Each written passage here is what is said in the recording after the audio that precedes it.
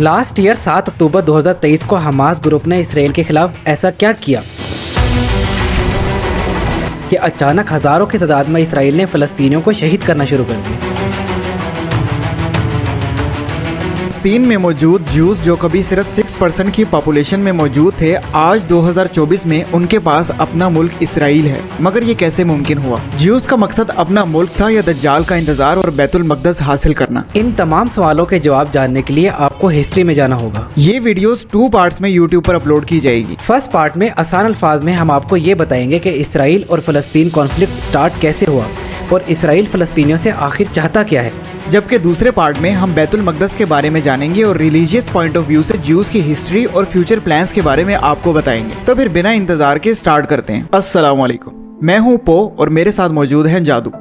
आप लोग देख रहे हैं पो नेटवर्क। इस वीडियो में हमारा सारा फोकस सिर्फ फ़लस्तीन और इसराइल होगा। ये उस वक्त की बात है जब वर्ल्ड वार 1 जारी थी और ब्रिटिश ने मिडल ईस्ट में मौजूद ज्यूज और फ़लस्तीन के लीडर दोनों से ये वादा किया कि अगर वो सल्तनत उस्मानिया के अगेंस्ट हमारा इस वर्ल्ड वार की जंग में साथ देंगे तो हम दोनों को अलग स्टेट और इख्तियारात देंगे, यानी ज्यूज को इसराइल बनाकर देंगे जबकि अरब मुस्लिम को फ़लस्तीन। क्योंकि 1917 में ये सारा खित्ता फ़लस्तीन ही कहलाता था और सल्तनत उस्मानिया यानी ऑटोमन एम्पायर के अंडर ही आता था और इस हिस्से में मुख्तलिफ तरह के लोग रहते थे जैसे अरब, क्रिश्चियन और ज्यूज वगैरह। ये वादा जो ब्रिटिश ने ज्यूज से किया इसको बाल्फोर डिक्लेरेशन भी कहते हैं, जबकि जो वादा मुस्लिम से किया उसको मकमोहन हुसैन एग्रीमेंट कहते हैं। लेकिन जादू हमें ये बताओ कि ब्रिटिश ने इस वादे के जरिए से दोनों से मदद मांगी ही क्यों? वो इसलिए क्योंकि ब्रिटिश जानता था कि मिडिल ईस्ट में अगर हुकूमत बनानी है तो सल्तनत उस्मानिया के खिलाफ फ़लस्तीन और ज्यूज के लीडर्स की हिमायत भी चाहिए होगी। अच्छा, खैर ब्रिटिश इस चीज में कामयाब हो भी गया। 1917 से 1918 तक जब ब्रिटिश ने वर्ल्ड वार 1 जीतकर ऑटोमन एम्पायर यानी सल्तनत उस्मानिया की 1400 साल की हुकूमत को ख़त्म कर दिया और फ़लस्तीन की हुक्मरानी कब्जे में ले ली, तो उस वक्त सिर्फ हाइफा और जफा के मकाम पर ज्यूज की 6% पॉपुलेशन मौजूद थी, जबकि तकरीबन सब जगह सिर्फ फ़लस्तीनी ही रहते थे। जब ब्रिटिश गवर्नमेंट ने फ़लस्तीन का कंट्रोल संभाला तो उसे अपने वादे तो याद थे, लेकिन उसके वादों का झुकाव ज्यूज की हिमायत में कुछ ज्यादा ही था। पर ऐसा क्यों हुआ? क्योंकि ज़ायनिस्ट लॉबी ब्रिटिश की वर्ल्ड वार में काफ़ी स्ट्रॉन्ग थी और वार जिताने में इस लॉबी का काफ़ी हाथ भी था।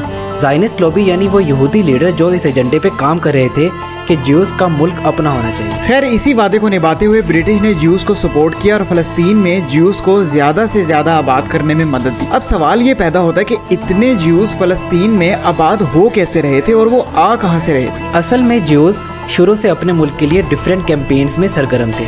ज्यूज की बड़ी तादाद यूरोप में मौजूद थी, लेकिन जैसा कि आप लोग जानते हैं कि वर्ल्ड वार 2 में हिटलर यानी नाजी ग्रुप ज्यूज के सख्त खिलाफ था, तो ज्यूज को वहां से निकलना पड़ा और यहाँ ज़ायनिस्ट यानी यहूदी लीडर्स ने ब्रिटिश की मदद से फ़लस्तीन में अपने यहूदी भाइयों की आबादी को बढ़ाने में मदद दी। लेकिन यहूदियों ने फ़लस्तीन में ही अपना अलग मुल्क बनाने की जद्दोजहद क्यों की? इसलिए क्योंकि बैतुल मक़दस मुसलमानों, क्रिश्चियनों और यहूदियों की तारीख में इंतहाई इंपॉर्टेंस रखता है और ख़ास तौर पर यहूदियों के बहुत सारे मकासद हैं जो इस शहर और बैतुल मक़दस से जुड़े हैं, जैसे रेड हाइफर की कुर्बानी, बैतुल मक़दस को शहीद करके हैकल सुलेमानी को बनाना, दज्जाल का नज़ुल होना वगैरह वगैरह। यानी इसका मतलब ये हुआ कि मकसद ज्यूज का शुरू से ही अपना अलग मुल्क था, लेकिन क्योंकि बैतुल मक़दस फ़लस्तीन में वाक़या था इसलिए यहूदी अपना मुल्क इसी जगह पे बनाना चाहते थे। खैर इस बारे में हम इस सीरीज की दूसरी वीडियो में बात करेंगे। 1918 से 1947 तक जो ज्यूज सिर्फ 6% पॉपुलेशन में मौजूद थे वो 33% तक जा पहुंचे थे। यहूदी फ़लस्तीन में बहुत ही तेजी से आबाद होना शुरू हो गए और कॉलोनाइजेशन शुरू कर दी, यानी सोसाइटीज और कॉलोनियां बनाना स्टार्ट हो गए और वहाँ पर मौजूद ज़ायोनिस्ट ऑर्गेनाइजेशन और इसराइल की मिलिट्री फोर्सेस भी पावर में आने लगी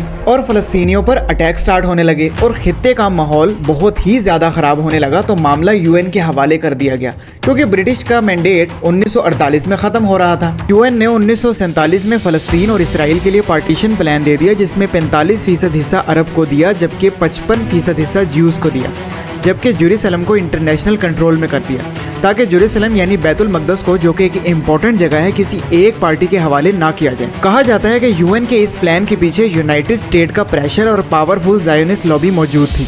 खैर इसराइल ने तो इस प्लान को तस्लीम किया, बट फ़लस्तीनी अरब इसको मानने से इनकारी थे क्योंकि अरब के साथ किए गए वादे कहीं भी पूरे होते दिखाई नहीं दे रहे थे। अफसोस की बात यह थी कि हकीकत में ये प्लान भी कभी इम्प्लीमेंट हुआ ही नहीं। जादू यहाँ पे ये सवाल पैदा होता है कि जब ज्यूज इतनी तादाद में माइग्रेशन और कॉलोनाइजेशन कर रहे थे तो क्या फ़लस्तीनी सो रहे थे?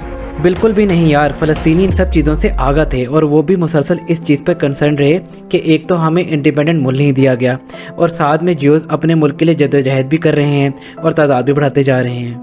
इस चीज़ को लेकर फ़लस्तीनी रिवोल्ट का सिलसिला भी जारी रहा, यानी ऐसा एहतजाज सालों साल जारी रहा जिससे ब्रिटिश गवर्नमेंट ने मार्शल लॉ भी लगाया और 5,000 फ़लस्तीनी शहीद भी किए, जबकि 15,000 से ज़ायद प्रोटेस्ट में ज़ख्मी भी हुए। आखिरकार वो दिन आया कि 1948 में ज्यूज ने अपने आप को एक अलग स्टेट ऑफिशियली अनाउंस किया और बोला कि आज से हमें इसराइल कहा जाए, और ज़ायोनिस्ट मिलिट्री फोर्स ने 7,50,000 फ़लस्तीनियों को उनके घरों से दरबदर करके 78% फ़लस्तीन का कंट्रोल संभाल लिया, जबकि फ़लस्तीनियों के लिए गजा की पट्टी और कुछ हिस्सा वेस्ट बैंक में छोड़ दिया। तकरीबन 530 विलेजेस तबाह किए गए और 15,000 मुसलमान फ़लस्तीनी शहीद कर दिए गए। ये 7,50,000 फ़लस्तीनी रेफ्यूज मुख्तलिफ ममालिक में चले गए, जैसे जॉर्डन, सीरिया, लबनान, इजिप्ट वगैरह, और बाकी फ़लस्तीनी गजा और वेस्ट बैंक में महदूद हो गए। 7.5 लाख लोगों की ये हिजरत तारीख में बहुत ही बड़ी थी। ये सिलसिला यूं ही चलता रहा, यहाँ तक कि PLO ऑर्गेनाइजेशन यानी फ़लस्तीनियन लिबरेशन ऑर्गेनाइजेशन का आगाज 1964 में हुआ, जो इसी सिलसिले की एक कड़ी था कि फ़लस्तीनियों को उनका हक दिया जाए और ये जुल्म बंद किया जाए। लेकिन ये ऑर्गेनाइजेशन ज्यादातर फ़लस्तीनियों के लिए महज एक सेकुलर जमात बनकर रह गई थी, जो उनके लिए बिल्कुल भी लड़ नहीं पा रही थी। ज्यूज अपनी आबादी बढ़ाते गए, गैर मुल्की ताकतें उनका साथ देती नहीं, फ़लस्तीनियों को महदूद किया जाता रहा। यहाँ तक कि 1967 में 6 डे वार हुई, जिसमें फ़लस्तीन की नेबरिंग कंट्रीज जैसे सीरिया और इजिप्ट ने भी हिस्सा लिया। इसराइली फौज ने अमेरिका की मदद से 6 दिन में ये जंग जीतकर तमाम हिस्टोरिक फ़लस्तीन को अपने कब्जे में कर लिया। बैतुल मक़दस में फौजें दाखिल हो चुकी थी और मजीद 3 लाख फ़लस्तीनियों को अपने घरों से दरबदर कर दिया गया।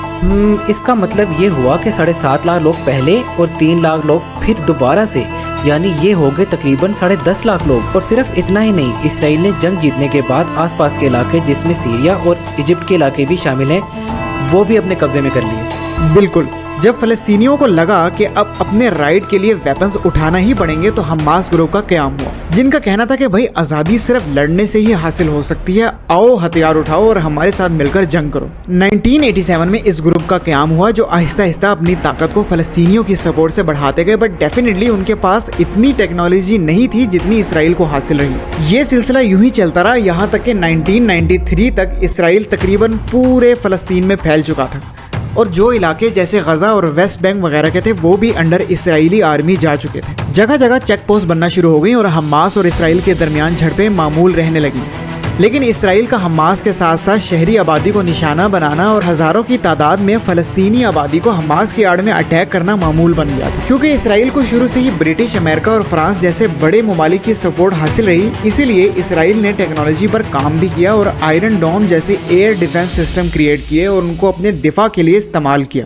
7 अक्टूबर 2023 की सुबह हमास की जानिब से इसराइल पर सरप्राइज अटैक किया गया, जिसमें रॉकेट से हमला किया गया और इसराइल और फ़लस्तीन के बॉर्डर को क्रॉस भी किया गया, जिसमें 1200 से 1500 तक इसराइली मर गए और 250 से 300 यरगमाल बना लिए गए। हमास का कहना था कि ये हमला इसराइल की अब तक की मुसलसल ज्यादतियों का नतीजा है। लेकिन ये वो दिन था कि जब इसराइल के प्राइम मिनिस्टर ने इसको वार डिक्लेयर किया और फ़लस्तीनियों पर खुली बमबारी का आगाज शुरू कर दिया। कहने को तो ये जंग हमास के खिलाफ है, लेकिन इसराइल ने फ़लस्तीनियों को गजा सिटी के अंदर महदूद कर दिया है और कोई भी ऐसा एरिया नहीं छोड़ा जहाँ फ़लस्तीनी रिहाइश रखते हैं। अब सवाल ये पैदा होता है कि जंग इस वक्त किस जगह पर हो रही है। एक्चुअली फ़लस्तीनी के पास 2 इलाके हैं, वेस्ट बैंक और गजा स्ट्रिप। ज़्यादातर लड़ाई 7 अक्टूबर 2023 के इंसिडेंट के बाद गजा स्ट्रिप पर लड़ी जा रही है। इस इलाके में 7 लाख की पॉपुलेशन पर जब बम गिरते हैं तो बचने के लिए कोई भी जगह मयसर नहीं होती और हाल कुछ ऐसा होता है कि शहर खंडर के मनाजिर पेश कर रहा होता है। सिर्फ 7 अक्टूबर के इंसिडेंट से अब तक 36 से 38 हज़ार तक फ़लस्तीनी शहीद हो चुके हैं और इसराइल फ़लस्तीनियों पर बमबारी करके शायद उनको बिल्कुल ख़त्म करना चाहता है। दूसरी जानिब इजिप्ट रफा के इलाके से फ़लस्तीनी रेफ्यूजीज को एक्सेप्ट नहीं कर रहा, जबकि अमेरिका इसराइल को फुली सपोर्ट कर रहा है। इसराइल को एक अलग मुल्क तो मिल गया था, फिर आखिर क्यों वो फ़लस्तीनियों को ख़त्म करना चाहता है? वो इसलिए क्योंकि यहूदी शुरू से बैतुल मक़दस की जगह पर हैकल सुलेमानी की तामीर करना चाहते हैं और वो इस इंतज़ार में है कि यहाँ दज्जाल का नज़ूल होगा, इसलिए वो इसे शहीद करके हैकल सुलेमानी बनाना चाहते हैं। जैसा कि आप जानते हैं कि बैतुल मक़दस मुसलमानों का किबला अव्वल रह चुका है, बिल्कुल ऐसे ही जैसे आजकल के दौर में खाना काबा है। लेकिन जो हालात नजर आ रहे हैं, कल अगर मस्जिद अक्सा भी शहीद होती है तो उसको भी इसराइल के किसी खोखले बयान की तरह कवर कर ही दिया जाएगा और मुसलमान कुछ भी करते दिखाई न देंगे। ये रेड हाइफर की कहानी क्या है, यहूदी दज्जाल के इंतजार में है क्यों, दज्जाल आखिर है कौन, इसराइल का नेक्स्ट मिशन क्या है, ये बताऊंगा इस सीरीज की नेक्स्ट वीडियो में। तब तक के लिए मुझे और जादू को इजाजत दीजिए। अल्लाह हाफिज।